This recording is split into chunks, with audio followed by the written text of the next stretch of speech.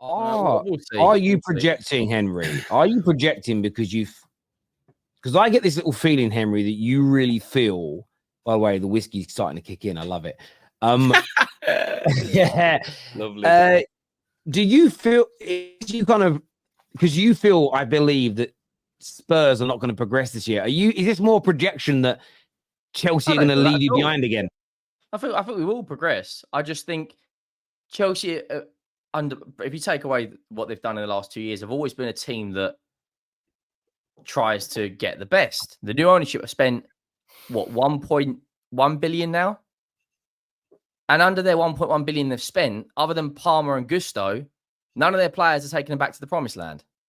And Dewsbury Hall, okay, yes, he gets in their 11, but what are we doing? Like, a good year in the Championship, so what? Is that making £35 million? And with Tottenham, I do think we will progress. It's just going to take a little bit longer than I anticipated. You know, under this new data approach that Langer wants. Who's Langer? Johan Langer's our new sporting director. He was Villa's sporting director, and that's why we're heavily linked with Jacob Ramsey. He wants. Terrace gone down now, is he? No, he's in there. This is the problem we've got at Tottenham. We've got too many chefs in the kitchen. You've got Paratici, who's got a great understanding of the Italian market. Sorry? Paratici, that sounds like a bird. I'm telling you. And you've got Parrot as well. Fucking hell.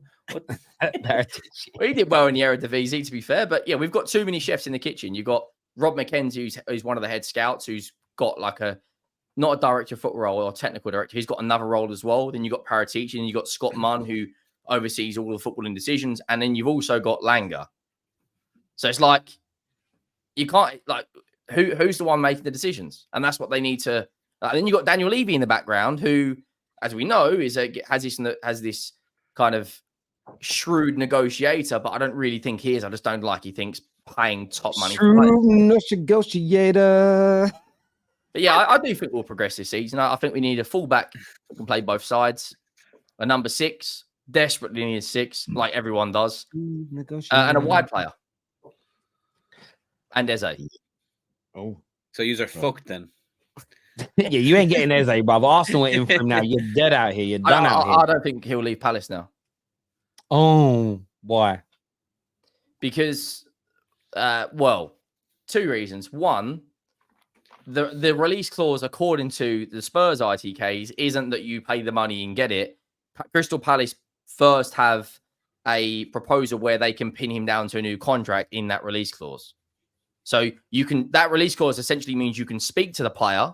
Doesn't actually mean you're going to get the player.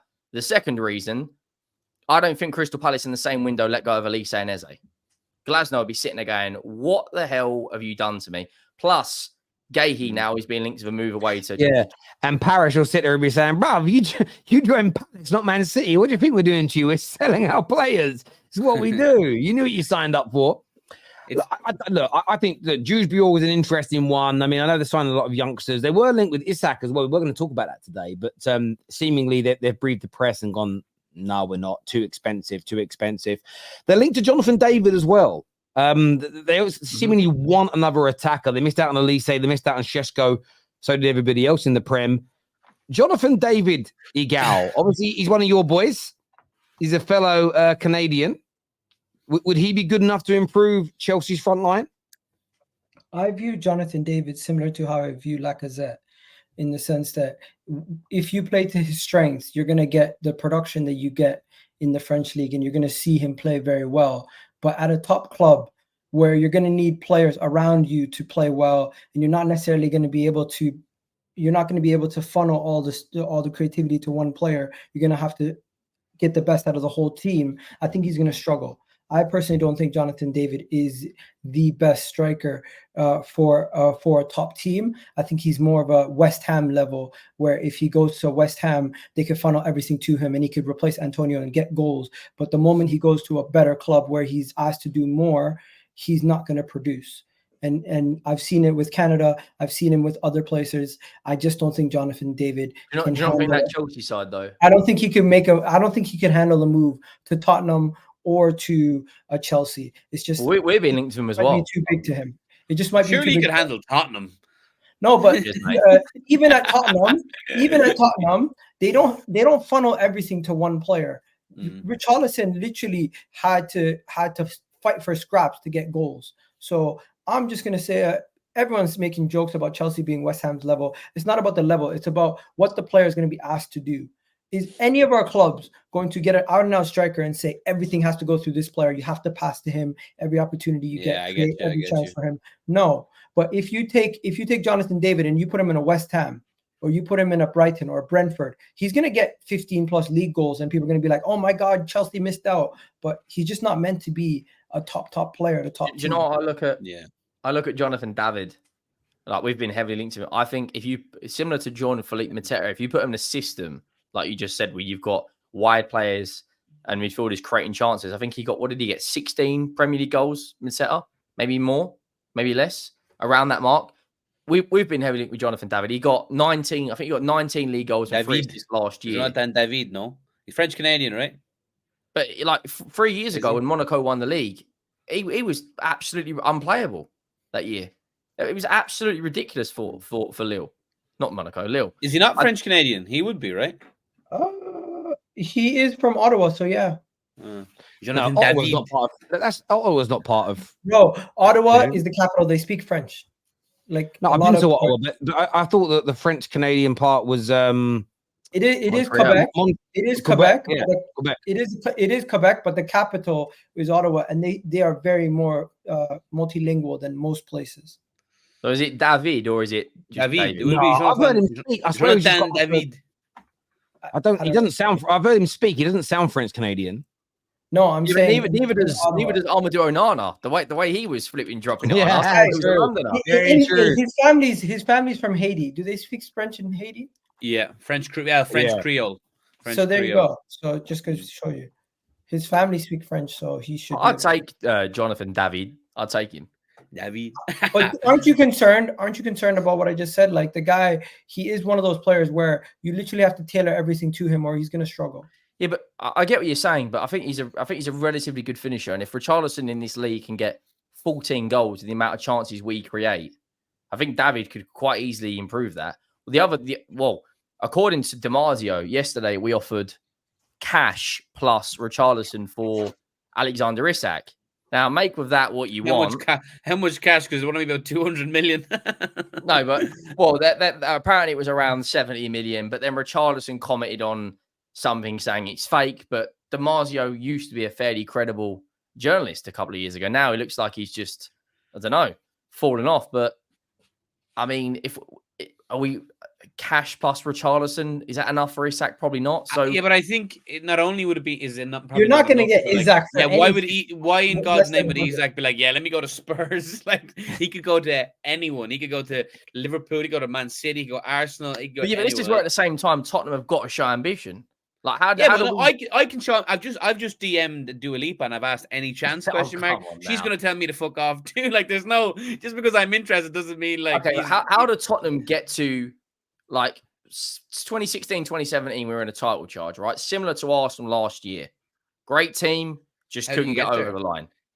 How did Tottenham get back to that? You're gonna have to. It's a very harsh market. You have to be very shrewd. Like, you're gonna have to find gems and turn them into players. Unfortunately, like, it's not. No, it's very simple. Start spending the money you guys make.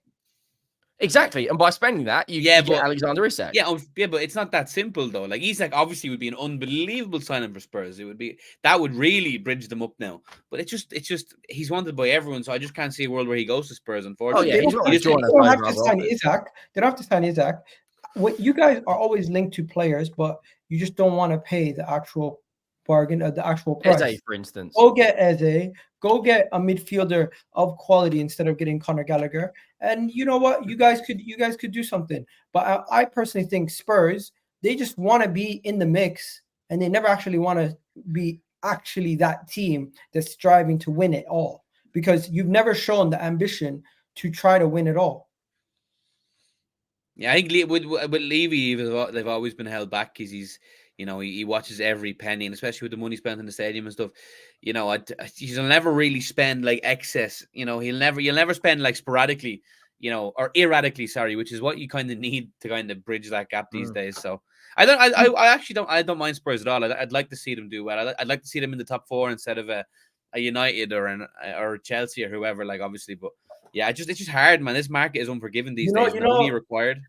Everyone's looking at Victor Gyökeres, Victor Osimhen. If Spurs come out of this window with one of those two guys or Ivan Toney, it's a statement. It's a big move.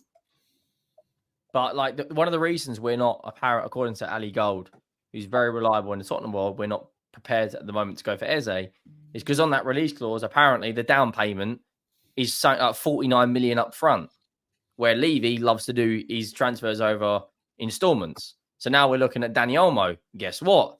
Dani Olmo also has a 50 million euro release clause, and they want 42 million euro up front. So it's now thinking, well, if we're linked with Dani Olmo and Eze, and they are out and out number 10s, then where does James Maddison fit into all this?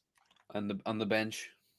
And if he goes on the bench, he'll throw his toys at the pram and then leave, and then we'll lose money on that. Well, you want to know something? You shouldn't care. You shouldn't care. No, I don't care. I'm just looking at it from the outside. You shouldn't care. One thing you guys got to worry about is Chelsea. They're showing the financial backing and the ambition to try to get better. If Spurs find themselves in a situation where Manchester United are getting better, Liverpool up there. If I expect Man United to get better, and then you have Aston Villa and Newcastle coming. If you have Aston Villa and Newcastle coming, where does this leave? That's the one where we should be going. Where does it leave Spurs? Because you guys could get left behind. Same way where we're making fun of Chelsea. At least Chelsea, even though they're not looking good on the pitch completely, and they look like an absolute mess, they look like they're trying to improve dramatically. Where Spurs, you guys are just like, it's like a dripping. It's a drip effect. You're constantly dropping little bits here and there, but never making a big splash. And eventually, you're going to get left behind. Ange come out and said he wants a Premier League title race within 2 years of being Spurs manager. Well, he's already done one. That is something. That is something. In 2 years' time, if he's still in the job, he might change his tune. And I think what happened to you guys at the end of last season, I thought you guys were going to back him this window. If I don't see backing to Ange come the end of the window, you could have Ange looking at your club saying, "What is going on? Why am I actually here?" Yeah. He's a very Ange is a winner. He's won everywhere he's gone. You know, if he doesn't get back, he'll walk. Absolutely, and Spurs got to be careful with that because who do they get if that happens? No, you don't want that. Yeah, got to back him. Ange is the only winner at your club. Nobody at your club's a winner. Well, James Maddison's won an FA Cup. Technically, he is. No, Romero, what do you mean? No, Romero's won a World Cup. Romero, bro, Mustafi won a World Cup. You can be part of a team. Now, Romero was integral, though. You can be part of a team. But my point is, he seems like the only person who's really bothered by the team. Oh, but by the mentality. Like Maddison is getting a check. Romero's getting a check. I don't think they really are bothered by Tottenham's situation. If you guys follow yourself in a bad situation, where it seems like Ange, as much as I don't like Spurs and Chelsea, I'm going to keep it real today. Ange, I think he is the only winner of your club. And if you guys lose Ange, who's going to come in and steer you guys in the right direction? Pedro Porro's won the Superliga in Portugal. This has always been the problem. Like we brought in Jose, we brought in Conte, 2 serial winners. We've tried. Then we went to Nuno, and Jesus Christ, that was just on it like pouring your eyes out. That's as bad as Southgate ball.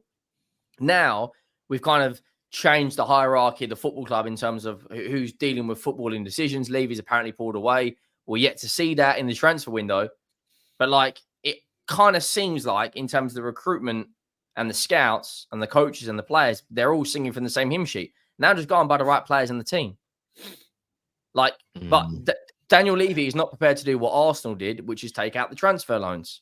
Take out the 250 million against the football club and then go give a Timber, a Declan Rice. He's not prepared to do that. So then how do we, unless you're signing absolute gems, which, you know, Postecoglou plays a very, very attacking style of football, but so does Guardiola, so does Arteta, so does Arne Slot. Man United are trying to go down there. So then the pool of players gets so small that everyone's after them. All of our transfer targets are being snapped up. The Japanese centre-back who's just joined Bayern Munich from Stuttgart. I can't remember what his name is now. Perfect for us. Is it Ito? Ito. Absolutely perfect for us, the way we play, in terms of playing it out from the back. The DM that's brilliant for us would be Edison, but why would he join us over Liverpool? Zubimendi's brilliant. Who? Well, Oh, Edison, Atalanta. Yeah. Zubimendi's brilliant. Why would he join us over Arsenal? So then you're looking at such a small pool of players hoping they're gems. We're like the gap just seems to be. And then you've got Newcastle coming in now. The thing is, though, is that sometimes it's your intent that can convince people. I agree. It's the intent. So if you actually go for these players and you offer the transfer fees, the agent fees, the salaries that are needed, you can then convince them that you're the club to go to. If you're saying, look, we want you, I know Arsenal are offering you 180 grand a week. I know Man United are offering you 185 grand a week. I know Chelsea are offering you 200 grand a week. I know they're offering your agent 10 million pounds. Situation again. But we're offering you 100,000 and we're offering you your agent 5 million. But do you know what? If you just put in a few good performances from us, you'll have an annual DVD come out and you might get a statue. They're not convinced. They genuinely need you to say, we are trying to win. And Spurs don't strike me as that yet.